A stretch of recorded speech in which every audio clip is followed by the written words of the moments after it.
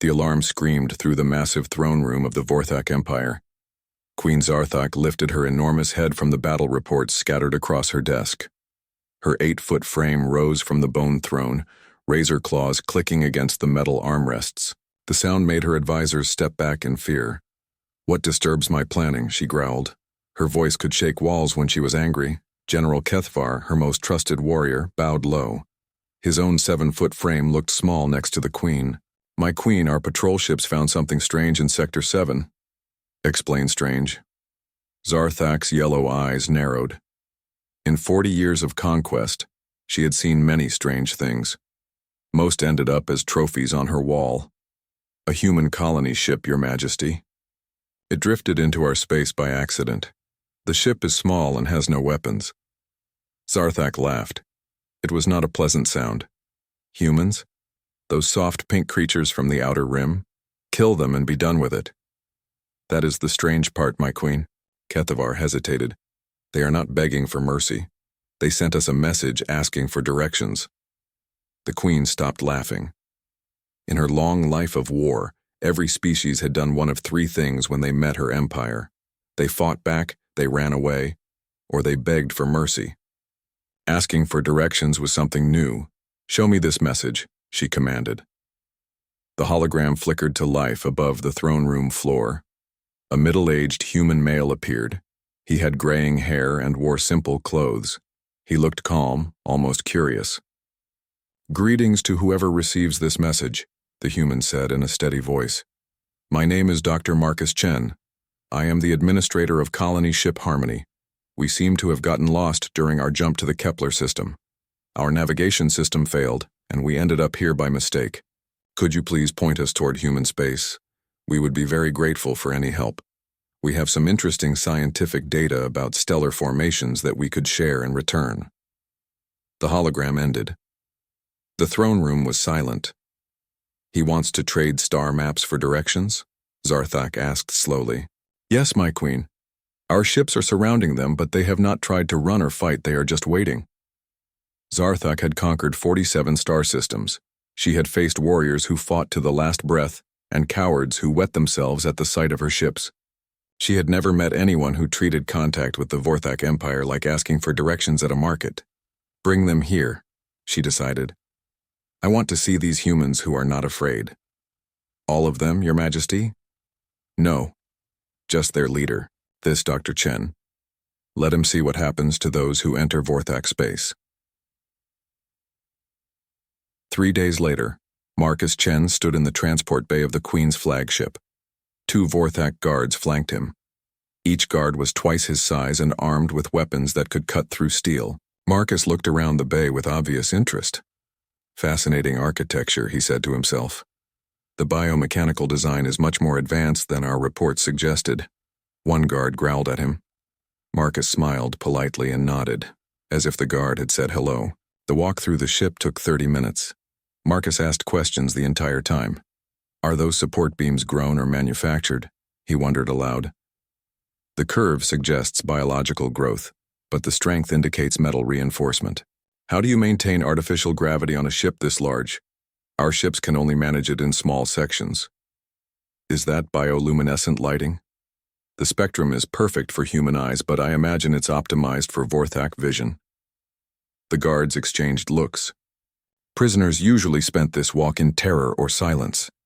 This human acted like he was on a museum tour. The throne room doors opened with a sound like thunder. Marcus stepped inside and stopped, looking up at the massive chamber. The walls were covered in weapons from 100 conquered worlds. Banners hung from the ceiling showing the symbols of defeated empires. At the far end sat Queen Zarthak on her throne of bones. She was magnificent and terrifying. Her chitinous armor gleamed black and red. Her claws could tear a man in half. Her eyes burned with the light of conquest. Every line of her body spoke of power and violence. Marcus walked forward calmly, his hands clasped behind his back. He stopped at the proper distance and looked up at her without fear. "Your Majesty," he said with a respectful bow, "thank you for agreeing to see me. Your throne room is remarkable. The acoustic design alone must have taken incredible skill to achieve."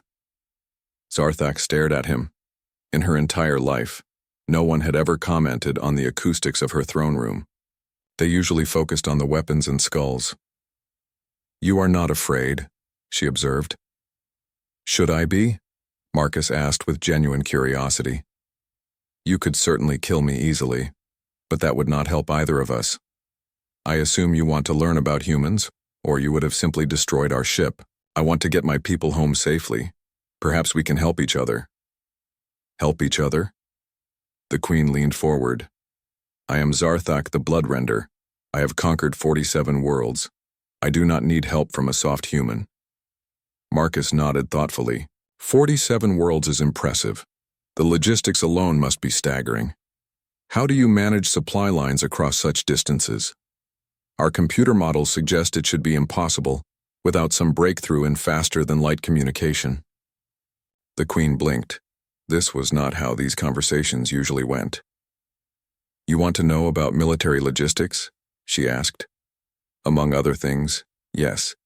Your empire is one of the most successful in the galaxy. There must be innovations we could learn from, just as we might have knowledge useful to you. That is how progress works. Through sharing information." Zarthak sat back in her throne. Her advisors whispered among themselves. Several made gestures that clearly meant, "Kill him now." The Queen ignored them. "You speak of progress through sharing," she said slowly. "The Vorthak way is progress through conquest. We take what we need." "That certainly works," Marcus agreed, "but it requires constant expansion. Eventually you run out of things to conquer, or you meet someone stronger. Cooperation allows growth without those limitations. And if I simply take what you know and kill you anyway?" Marcus shrugged. "Then you would have the knowledge, but you would miss the opportunity to learn how we discovered it. The process of discovery is often more valuable than the result itself." The Queen was quiet for a long moment.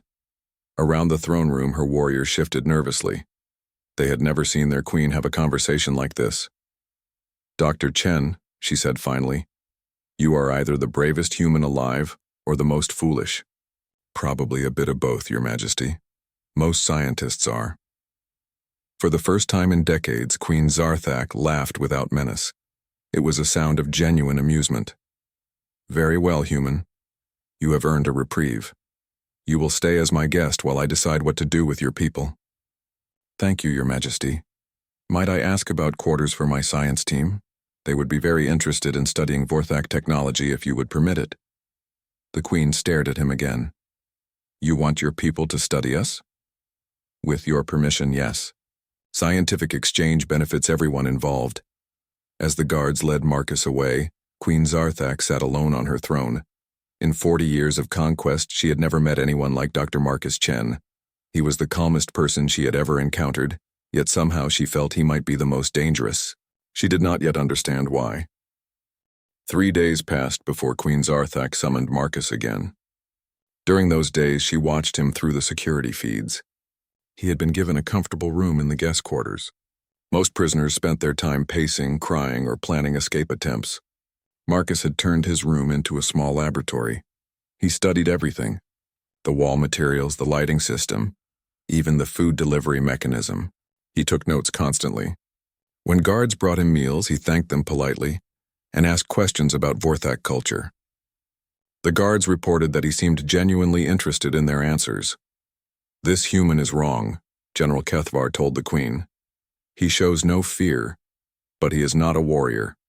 He fits no category we understand." "Exactly my concern," Zarthak replied. "Bring him to the arena. We will test what he truly is." The arena was where the Vorthak tested the worth of all beings. It was a massive circular chamber with walls that rose 200 feet high. The floor was made of polished black stone, stained with the blood of countless battles. In the center stood a simple platform where the tested one would face their trials. Marcus was brought to the arena wearing simple clothes. No armor, no weapons. The viewing galleries above were packed with Vorthak nobles who had come to watch the strange human die. Queen Zarthak took her place in the royal box. Her voice boomed through the arena's speakers.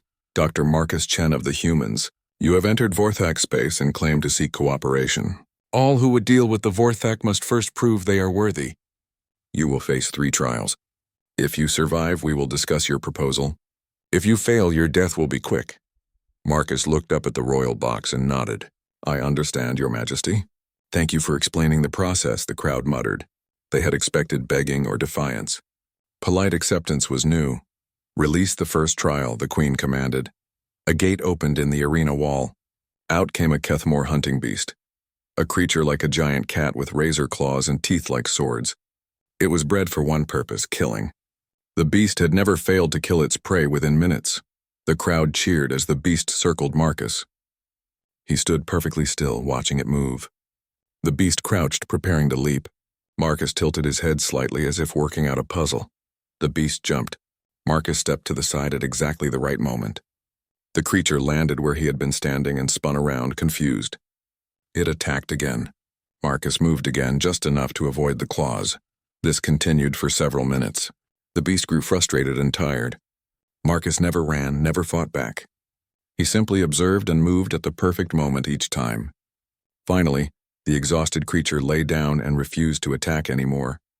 The crowd was silent. No one had ever avoided the Kethmore hunting beast without weapons or armor. Fascinating, Marcus said, looking at the tired creature. Its attack pattern is based on prey behavior, running, fighting, or freezing. Since I did none of those things, it eventually gave up. The behavioral programming has limits. Queen Zarthak leaned forward in her seat. Release the second trial. The next gate opened. A swarm of blade scorpions poured out, dozens of insect-like creatures with stingers that could pierce steel. They moved as a group, surrounding Marcus completely. Marcus sat down on the floor and became very still. The scorpions circled him, their stingers raised. But they did not attack. Instead, they began to click and chirp at each other. They are trying to identify what I am, Marcus explained to the crowd above. Blade scorpions only attack when they recognize something as prey or threat. Since I am neither running nor threatening them, they are confused. He began to make soft clicking sounds, similar to the scorpion's communication. The creatures stopped moving and listened. Marcus continued the sound pattern, and slowly the scorpions began to back away. After 10 minutes, they returned to their gate voluntarily. The crowd was no longer just silent. They were amazed. No one had ever communicated with blade scorpions. How? Queen Zarthak demanded. I listened to their communication pattern and repeated it back with slight modifications, Marcus replied. Basic animal behavior principles. I told them I was not food and not a threat. They decided to leave me alone.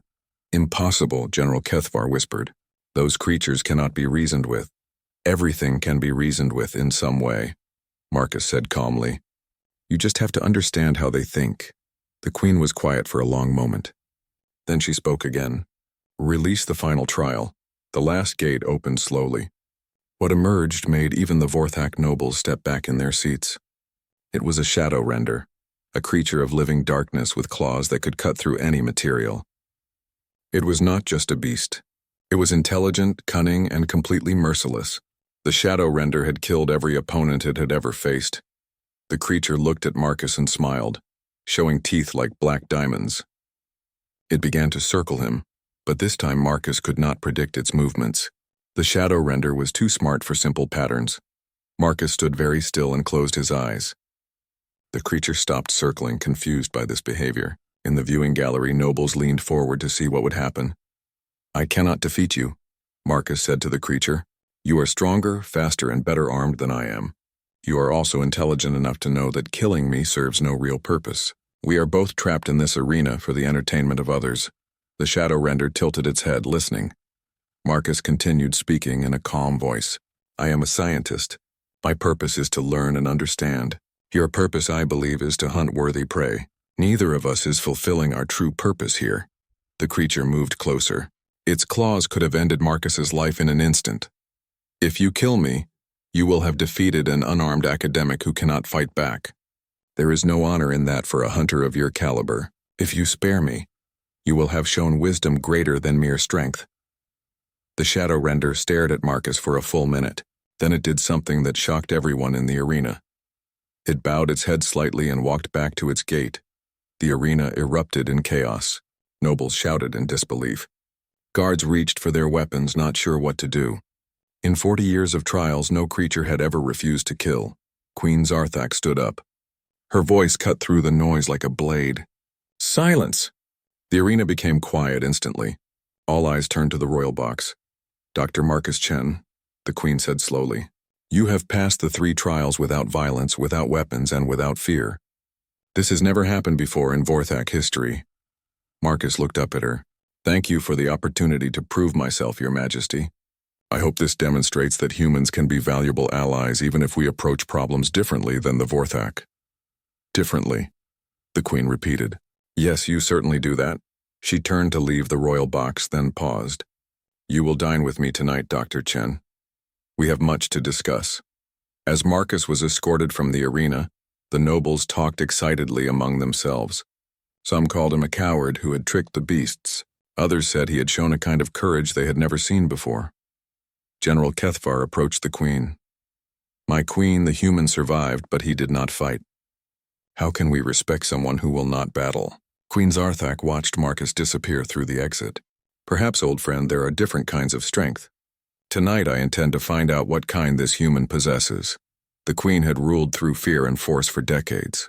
But Dr. Marcus Chen had shown her something new, the power of understanding. She was not sure what to do with this knowledge, but she knew her empire would never be quite the same. The Queen's private dining hall was much smaller than the throne room, but no less impressive. The walls displayed art from dozens of conquered worlds. A massive window showed the stars beyond the ship. Queen Zarthak sat at one end of a table made from a single piece of crystallized metal. Marcus sat at the other end looking completely comfortable. This is beautiful work, Marcus said, running his hand along the table's surface. The crystal formation suggests it was grown rather than carved.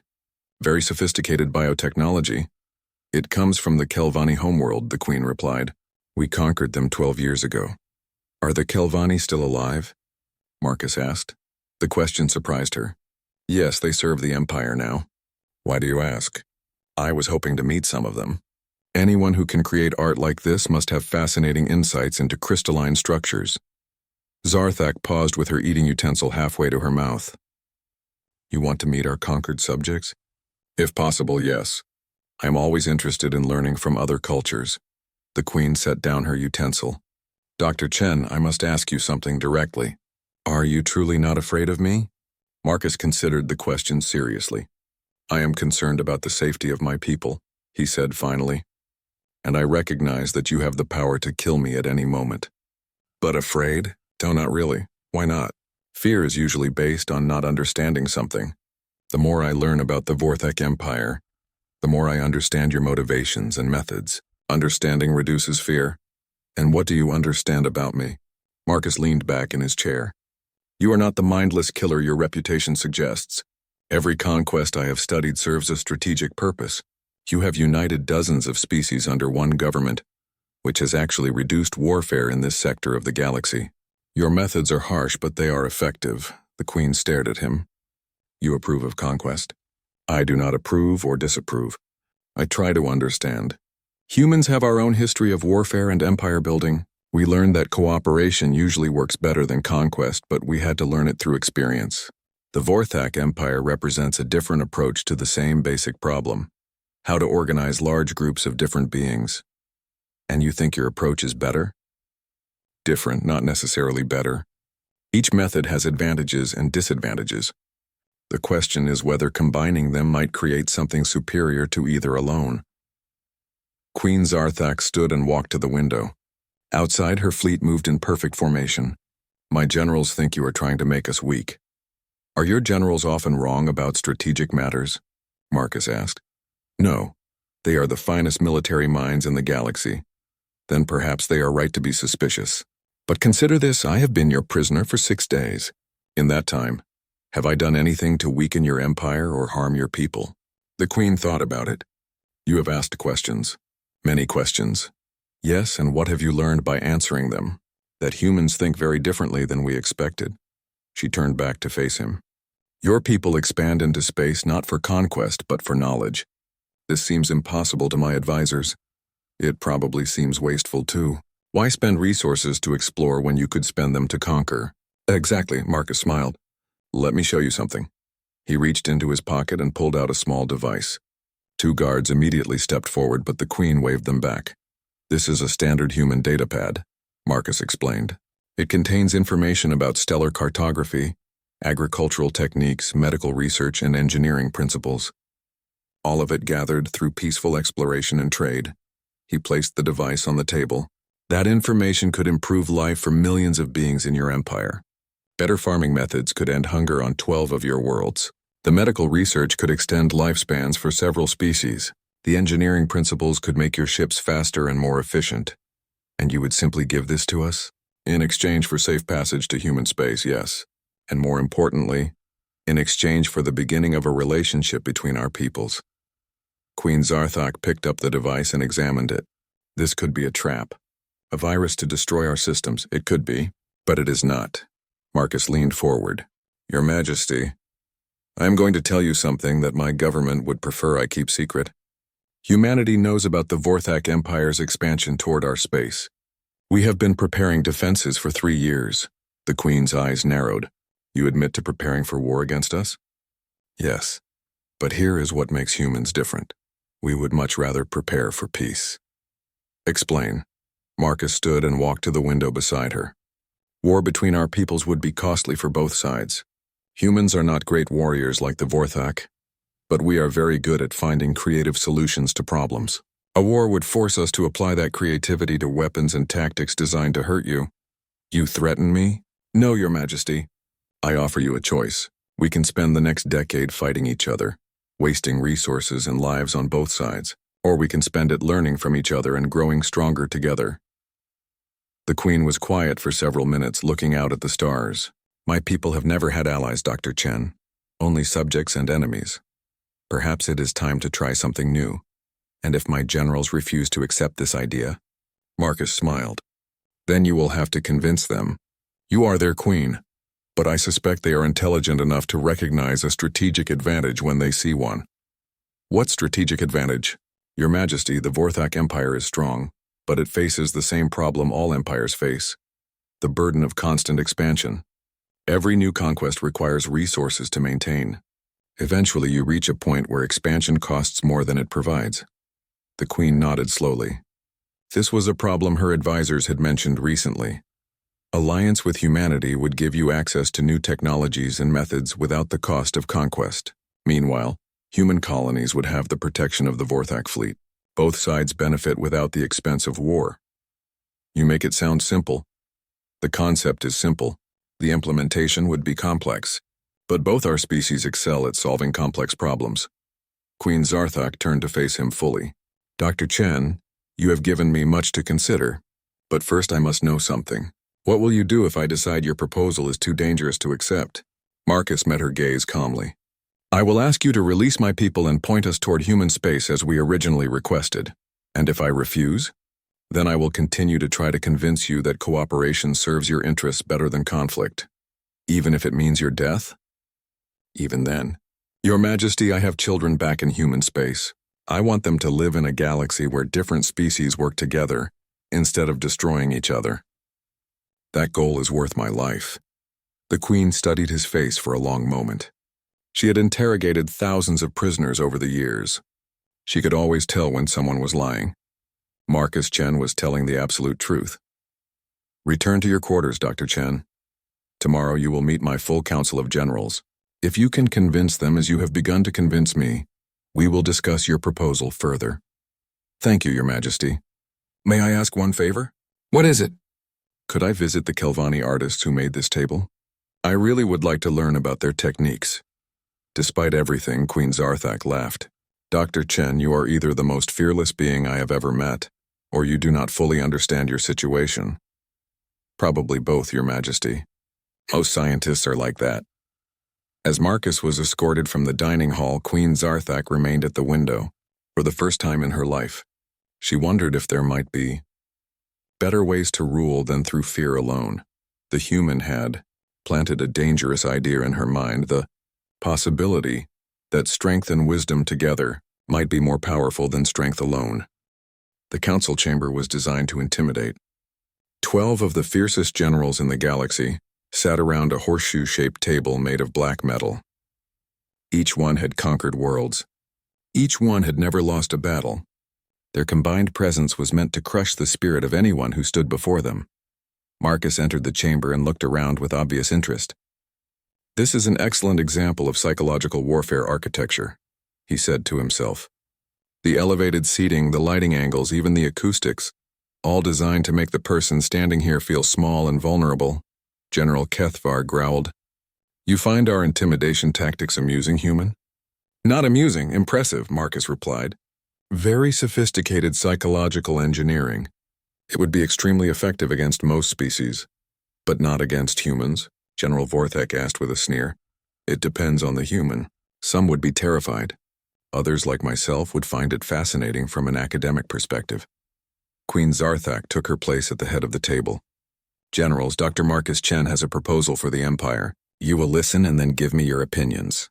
The Queen gestured for Marcus to begin. He walked to the center of the chamber and looked up at the assembled generals. "Honorable generals, I want to discuss strategy with you, specifically the strategic challenges facing the Vorthak Empire in the next 50 years. General Kethvar laughed harshly. "A human wants to lecture us about strategy? This should be entertaining. I hope it will be useful," Marcus replied calmly. "Let me start with a question. How many star systems can the Vorthak Empire effectively control?" "We control 83 systems now," General Vorthek said proudly. "Yes, but how many can you control? There is a difference between current holdings and maximum sustainable capacity." The generals looked at each other. This was not the kind of question they had expected. General Kethvar spoke carefully. "Our analysts estimate we could control perhaps 120 systems with current resources." Marcus nodded. "And after that?" "After that what? After you reach 120 systems, what happens next? Do you stop expanding, or do you find ways to increase your capacity?" General Vorthek leaned forward. "We find ways to increase our capacity, of course. How? You can build more ships, train more soldiers, establish more bases. But all of that requires resources. Where do those resources come from?" "From the systems we control," General Kethvar said, though he was beginning to sound less certain. "Exactly. Which means every expansion requires resources from your existing territory. But eventually you reach a point where expansion costs more than it provides." Basic economics. The chamber was quiet. These generals understood warfare, but Marcus was talking about the mathematics of empire. "Are you suggesting we stop expanding?" Queen Zarthak asked. "I am suggesting you consider alternative strategies for growth. Conquest is not the only way to increase your empire's strength." General Vorthek stood up angrily. "Alternative strategies? We are Vorthak. We take what we want through strength." "And that has served you well," Marcus agreed. "But consider this scenario. Tomorrow you encounter a species with technology superior to yours. What do you do?" "We defeat them anyway," General Vorthek declared. "But what if you cannot? What if they are simply too advanced militarily?" The generals were uncomfortable with this question. The Vorthak had always been the strongest force they encountered. "We would find a way," General Kethvar said firmly. "I am sure you would try. But while you are fighting this superior enemy, what happens to your existing territory? Who defends your 83 systems while your fleet is engaged in a war you might not win?" Queen Zarthak saw where he was going. "Other enemies would attack our weakened borders." "Exactly. This is the strategic trap that destroys all expansion-based empires eventually. You grow until you encounter something you cannot conquer, and then you face enemies on all sides." Marcus walked closer to the table. "But what if there was another way? What if, instead of fighting that superior species, you allied with them?" "Impossible," General Vorthek shouted. "We do not ally. We conquer or we are conquered." "Why?" Marcus asked simply. The question stopped the general cold. Because that is the Vorthak way. The Vorthak way has brought you great success, but traditions that do not adapt eventually become weaknesses. Let me give you a practical example. Marcus gestured to the air and a holographic star map appeared above the table. The generals leaned forward, surprised by this display of human technology. This map shows the location of human colonies near Vorthak space. As you can see, there are 47 human systems within 50 light-years of your borders. "We know about human expansion," General Kethvar said dismissively. "Good. Now, here's what you may not know. Humans have developed defensive technologies specifically designed to counter Vorthak tactics." The map changed, showing defensive installations and fleet positions. "We have studied your methods for 3 years. We know how you attack, How you organize your fleets, how you conduct sieges. We have prepared countermeasures. The generals exchanged worried looks. They had not expected humans to be so well prepared. Are you threatening us? Queen Zarthak asked quietly. No, Your Majesty. I am offering you information that demonstrates human strategic thinking. We do not prepare defenses because we want war. We prepare them so we can negotiate from a position of strength. Marcus waved his hand and the map changed again. Here is what interests me. Look at the space between human and Vorthak territory. Do you see those systems? Empty space, General Vorthak said. 18 star systems with habitable planets, mineral resources, and strategic value. Currently controlled by no one because they are too far from human space and too close to Vorthak space for anyone else to risk settling them. We could take those systems easily, General Kethvar observed. Yes, you could. But then you would have to defend them from human counterattack. Meanwhile, humans would have to spend resources preparing for Vorthak expansion. Both sides waste enormous amounts of time, money, and lives fighting over empty space. Marcus smiled. Or we could work together. Joint colonies in those systems. Shared resources, shared defenses, shared benefits. Humans provide technology and research. Vorthak provide military protection and organizational expertise. Both sides get what they want without the cost of war. The chamber erupted in argument. Half the generals called the idea cowardly. The other half asked technical questions about how such an arrangement would work. Queen Zarthak raised her hand for silence. Dr. Chen, this alliance you propose, what happens when our interests conflict? The same thing that happens when your generals disagree about tactics. You discuss the problem and find a solution that serves the greater good. And if we cannot find such a solution, Marcus shrugged, then you dissolve the alliance and go back to being enemies. But you would be enemies with a better understanding of each other's capabilities. That knowledge might prevent a wasteful war. General Kethvar spoke slowly. Human, you ask us to trust a species we barely know. No, General. I ask you to try a small experiment, one joint colony in one system. If it works, we try more. If it fails, you lose nothing but a few months of time. The Queen looked around the table at her generals. Some still looked angry, but others were thinking seriously about the proposal. Leave us, Dr. Chen. The council will deliberate. As Marcus was escorted out, he could hear the generals beginning a heated debate. Through the closing doors, he caught General Kethvar's voice. The human may be right about our strategic limitations. Outside in the corridor, Marcus waited patiently. Inside the council chamber, the future of two civilizations was being decided. The debate continued for 6 hours. The emergency alarm shattered the quiet of the ship. Marcus looked up from the Kelvani crystal-growing techniques he had been studying. His guard, a young Vorthak warrior named Thekvar, immediately reached for his weapon. What is happening? Marcus asked calmly. Battle stations, Thekvar replied grimly. We are under attack. Within minutes, Marcus was brought to the bridge. Queen Zarthak stood before a massive display screen showing the tactical situation. Her face was a mask of controlled fury. The crystalline hegemony and the Swarm Collective have launched a coordinated assault on our territory, she announced. They believe the rumors that I have gone soft. Marcus studied the display. Enemy fleets were attacking from 3 directions simultaneously. It was a well-planned offensive designed to overwhelm Vorthak defenses. Your Majesty, General Kethvar reported, they have hit 6 of our border systems. Our fleets are responding, but we are outnumbered 2 to 1. Then we fight as we always have, the Queen declared. Send all available ships to— Wait, Marcus interrupted quietly. The entire bridge fell silent. No one interrupted Queen Zarthak during a military crisis. Dr. Chen, the Queen said dangerously, this is not the time for academic observations. With respect, Your Majesty, this is exactly the time. Look at the attack pattern. Marcus walked to the display and pointed at the enemy formations. The crystalline hegemony is attacking from the north, the Swarm Collective from the south. They are counting on you to divide your fleet to meet both threats. Of course they are, General Kethvar said impatiently. Standard tactics. But look at their supply lines. Both enemies are extending far from their bases. If you let them advance further, they will become increasingly vulnerable. Queen Zarthak stared at the display. You suggest we retreat? Allow them to take our territory? I suggest you use their strategy against them. Let them advance until they are overextended, then strike at their supply lines and trap their fleets in Vorthak space. General Vorthak stepped forward angrily. This human asks us to show weakness to our enemies. No, Marcus replied calmly. I ask you to show patience. There is a difference. Explain quickly, the Queen demanded. Marcus highlighted sections of the map. The hegemony fleet will reach maximum extension in 4 days. The swarm will take 6 days. If you withdraw your border fleets now and concentrate them here and here, you can cut both enemy forces off from reinforcement. That would mean abandoning 8 star systems, General Kethvar protested. Temporarily. Once the enemy fleets are trapped, you can retake those systems at your leisure. More importantly, you will have captured or destroyed the majority of both empires' military forces. The Queen studied the tactical display carefully. This strategy requires perfect timing.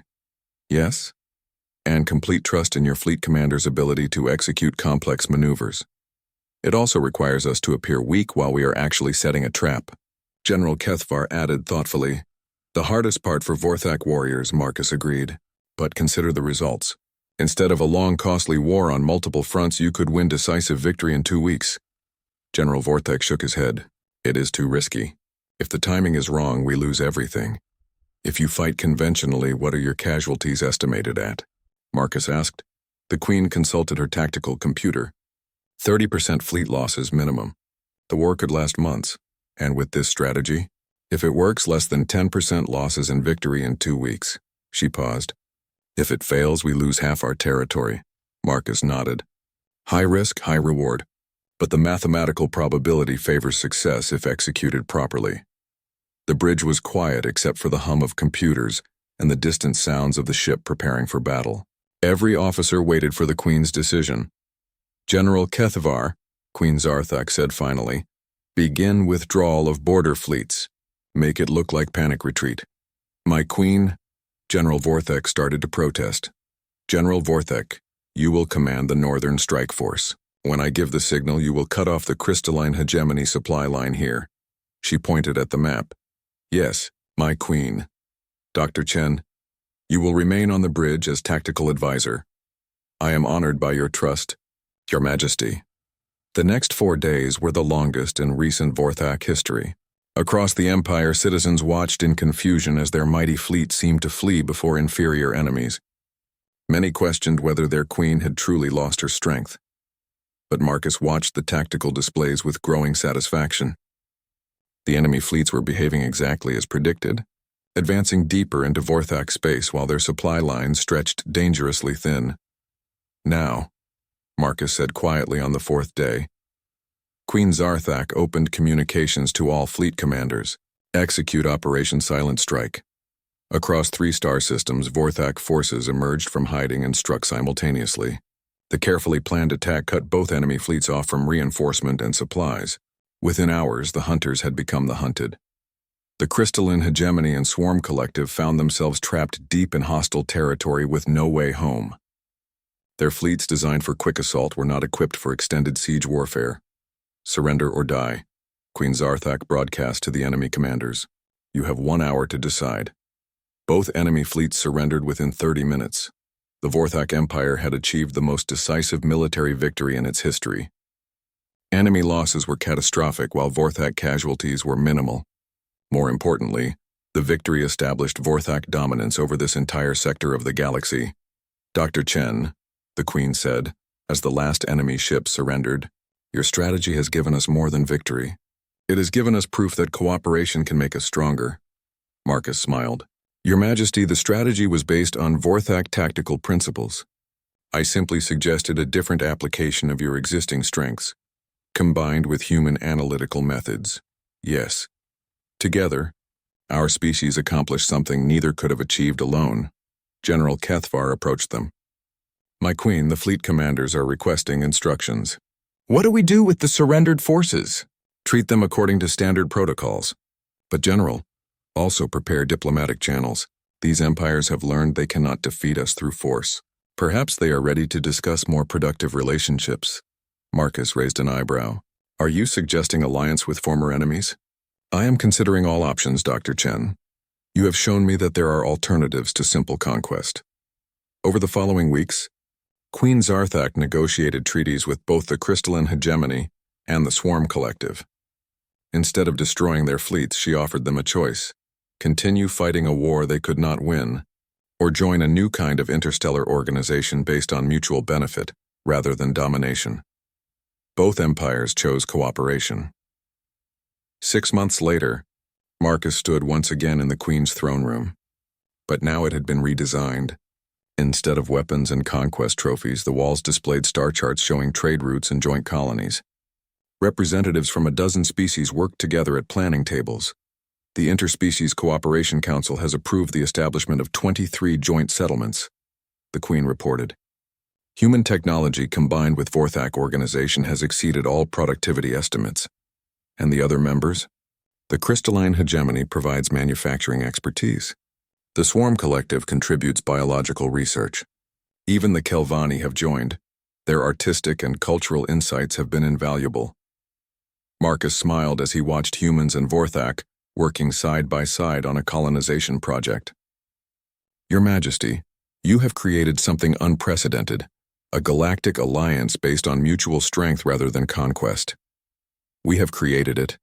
Dr. Chen, this would not have been possible without human wisdom to balance Vorthak's strength. What happens now? Queen Zarthak gestured toward the star charts. Now we explore the galaxy together. There are thousands of species out there who have never seen cooperation between former enemies. Some will join us willingly, others will require persuasion, military persuasion, when necessary. But first, diplomatic persuasion. Your people have taught us that most conflicts can be resolved without warfare. Marcus walked to the great window and looked out at the fleet beyond.